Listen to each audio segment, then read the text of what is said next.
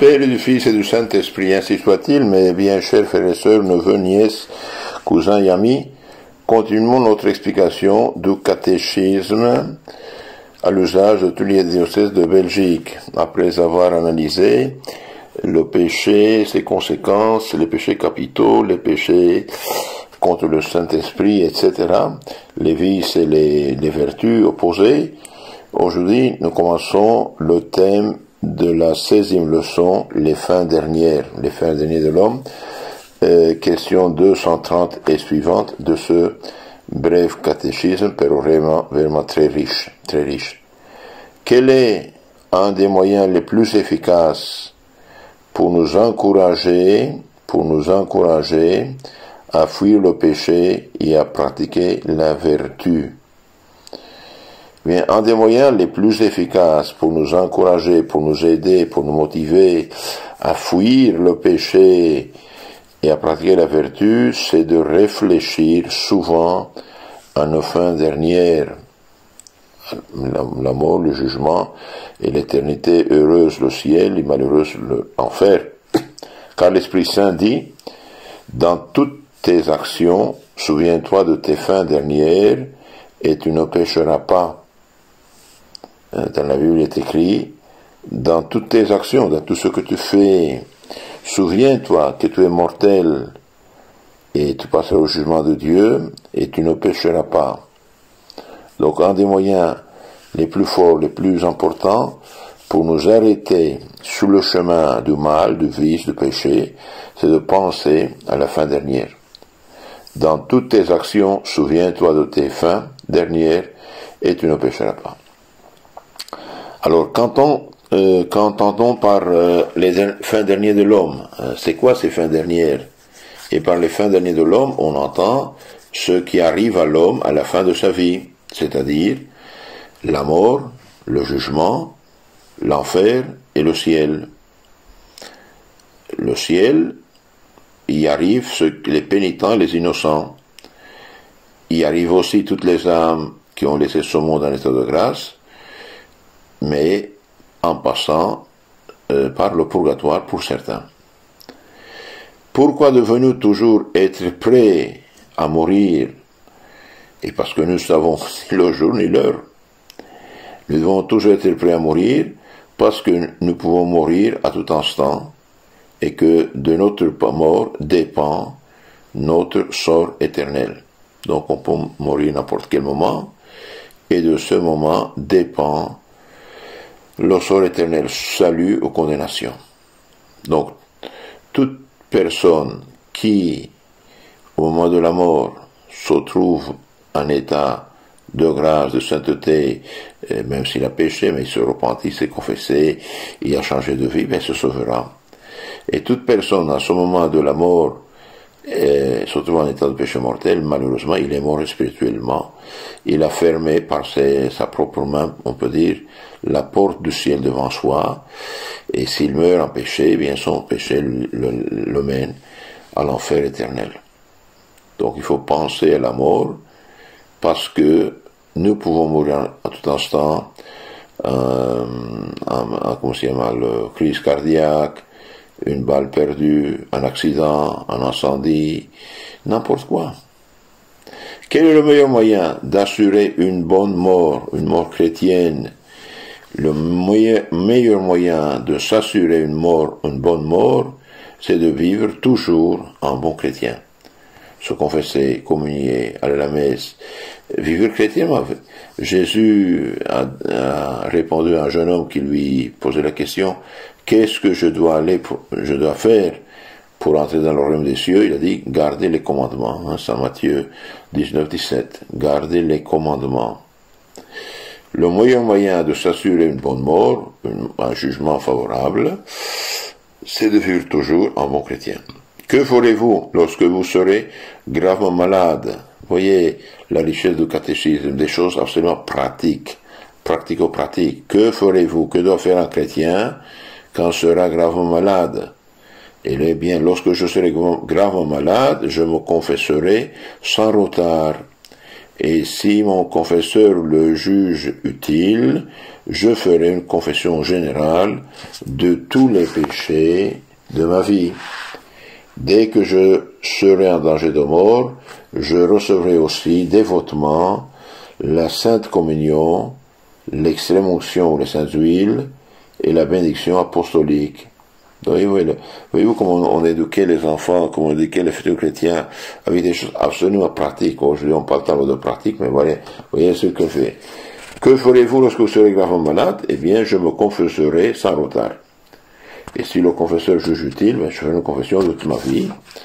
Et puis, dès que je serai en danger de mort, et c'est charité de dire au malade qu'il est en danger de mort, eh bien, je recevrai dévotement la Sainte Communion, l'extrême onction et la bénédiction apostolique.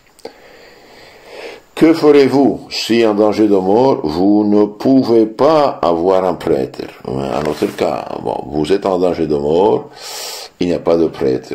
Vous ne pouvez pas vous confesser, vous ne pouvez pas communier. Qu'est-ce que vous devez faire? Eh bien, si en danger de mort, je ne puis avoir un prêtre, j'exciterai en mon cœur des sentiments de contrition parfaite. Je réciterai les actes de foi, d'espérance et de charité. Je mettrai toute ma confiance en la miséricorde divine et je commanderai mon âme à Dieu et à la Sainte Vierge. Donc, dans le cas où on ne peut pas se confesser parce qu'il n'y a pas de prêtre, eh bien, il faut exciter dans son cœur des sentiments de contrition, de repentir, contrition parfaite. Je réciterai les actes de foi, espérance, charité, et je mettrai toute ma confiance en la miséricorde de Dieu, et je recommanderai mon âme à la Sainte Vierge et à tous les saints. Donc, acte de foi, d'espérance, de charité. Voilà, acte de foi par exemple. Mon Dieu, je crois fermement tout ce que vous avez révélé et que la Sainte Église me propose à croire, parce que vous êtes la vérité même et qui ne pouvez ni vous tromper ni nous tromper. Dans cette foi, je veux vivre et mourir. Acte d'espérance.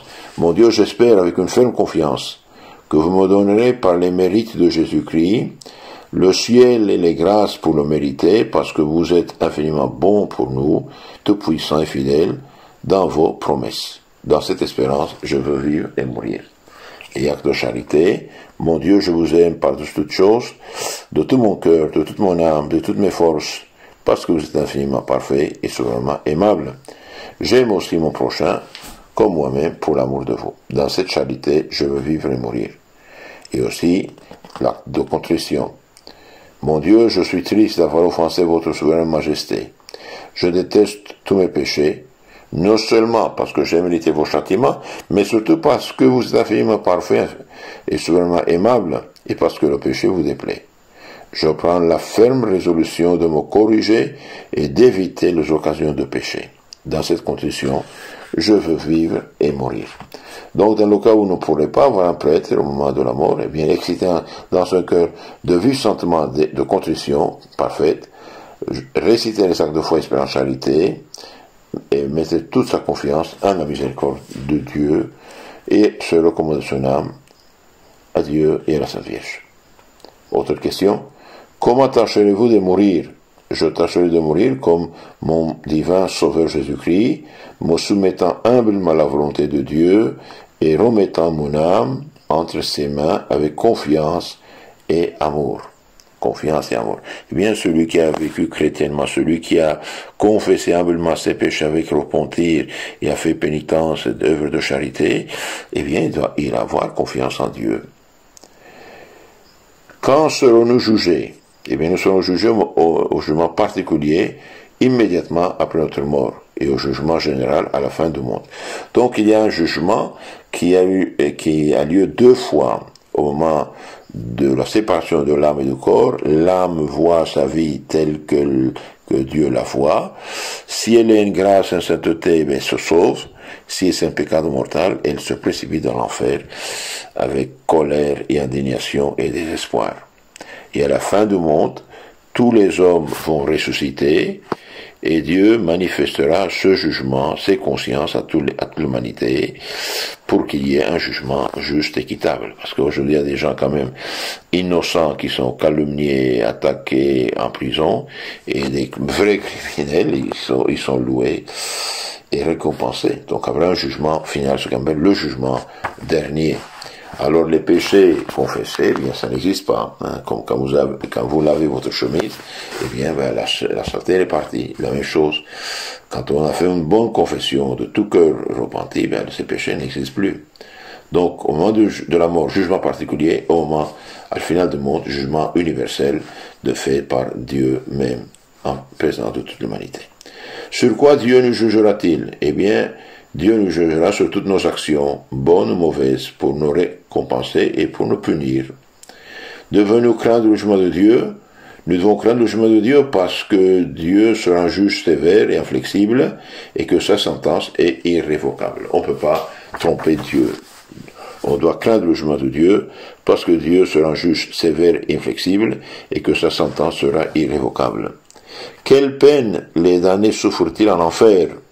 Eh bien, les damnés en enfer sont privés de l'indicible bonheur de voir Dieu, torturés par le remords de la conscience, par le feu qui ne s'éteint jamais, par le désespoir d'un malheur sans fin. Terrible, hein? Est-ce qu'une personne de 20 ans, eh bien, il va passer toute sa vie, jusqu'à 99 ans dans la prison. Ben, même dans la prison, un jour, le temps passe, mais dans l'éternité, non. Donc, les peines de l'enfer vraiment sont quelque chose de terrible. Les damnés et toute personne en état de péché mortel qui laisse ce monde, qui meurt en péché mortel, eh bien, va à l'enfer malheureusement.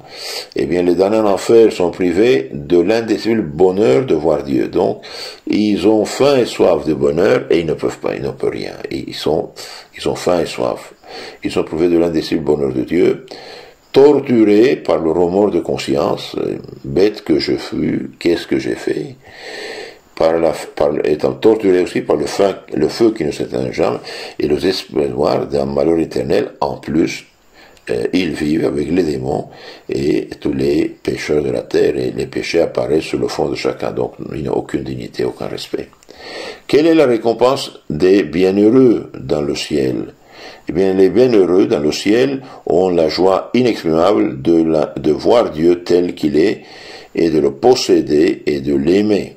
Donc, on jouit de Dieu, c'était d'un bonheur infini, d'un joie, bonheur, félicité. Ils jouissent de la société des anges et des saints et sont assurés d'un bonheur qui ne finira jamais. Alors, même si on a péché, si on se confesse, si on se repent, si on change de vie, eh bien Dieu ne méprise pas un cœur repenti. Les bienheureux, tous les gens qui se sauvent, dans le ciel, ont la joie inexprimable de voir Dieu tel qu'il est et de le posséder et de l'aimer dans un bonheur divin. Ils jouissent de la société des anges et des saints et sont assurés d'un bonheur qui ne finira jamais. En quoi consiste la principale jouissance des bienheureux dans le ciel? La principale jouissance des bienheureux dans le ciel consiste à voir Dieu face à face et à posséder en lui tout bien. Ce bonheur s'appelle la vision béatifique. Donc Dieu est l'auteur de tout bien. Alors quand on jouit de Dieu, quand on est avec Dieu, ben on jouit de tout bien.